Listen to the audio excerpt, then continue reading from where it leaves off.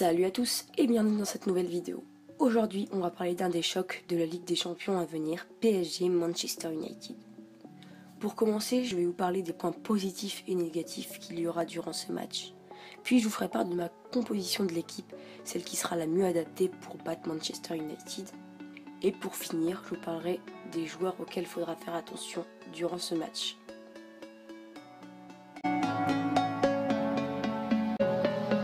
Mardi 12 février à 21h, le PSG devra affronter Manchester United pour les huitièmes de finale de la Ligue des Champions. Et tout ça sans Neymar, qui est peut-être le plus gros point négatif de l'équipe du PSG pour ce match.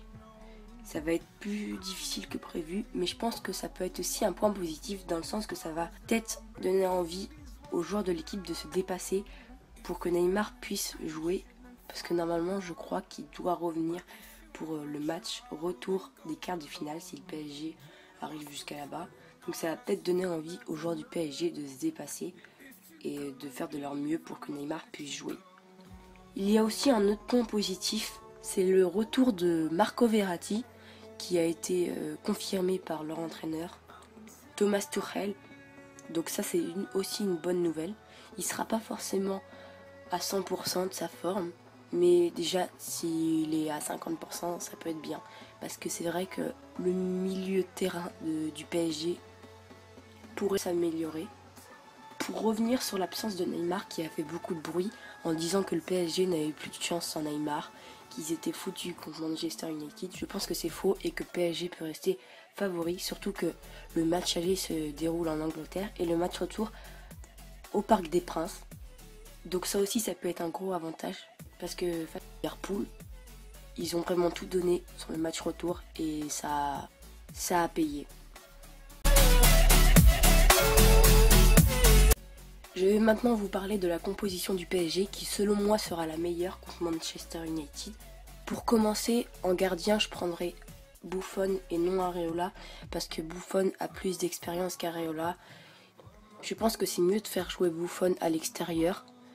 En revanche, faudrait peut-être pour le match retour faire jouer Areola à sa place, histoire que Buffon puisse se reposer un peu.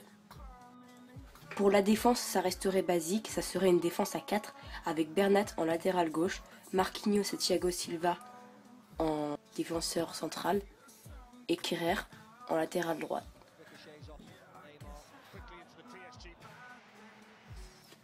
Ensuite, pour le milieu, je pense que le mieux ça serait de mettre Paredes, Verratti et Draxler, car les trois ont de grandes qualités techniques, donc ils devraient ne pas hésiter à monter de temps en temps, mais à le faire ensemble, histoire d'avoir toujours une espèce de ligne centrale récupérateur de ballon.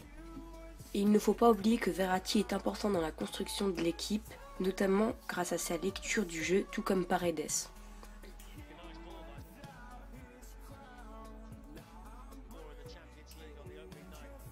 Pour l'attaque, c'est simple, je mettrai Cavani en pointe, Mbappé sur la droite et Di Maria sur la gauche. Mbappé, je ne le mettrai pas en pointe avec Cavani cette fois, parce que en équipe de France, quand il est sur le côté droit, on voit très bien qu'il fait la différence, qu'il a une liberté après, et ça peut percer les filles de GA.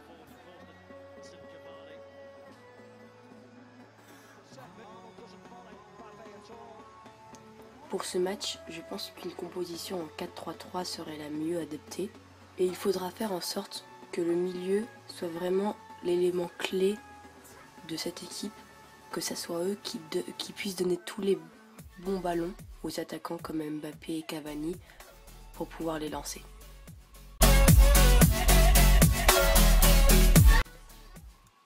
Pour les joueurs auquel il faudra faire attention, il y aura Pogba car il a une bonne vision du jeu, c'est un bon passeur, un bon dribbleur, enfin bref il a de très grandes qualités comme on l'a vu l'été dernier au mondial avec les Bleus. Il y aura aussi Rashford et Martial qui peuvent être très dangereux car ce sont des joueurs avec une grande vitesse et ça peut faire mal à notre défense, donc il faudra toujours les marquer.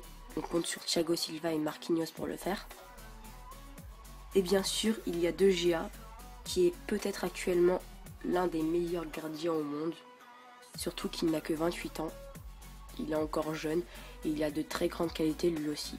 J'ai cité certains joueurs, mais il y en a encore d'autres qui sont très forts dans leur équipe, dont on se passera des noms. Bref, on aura une très bonne équipe en face de nous.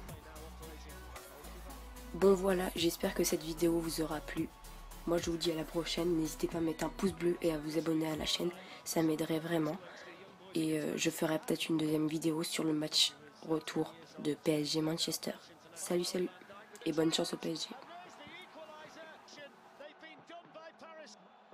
PSG was sloppy in the first and backing off. Van Dijk doesn't close him down quick enough. You keep backing off and backing off. Of course.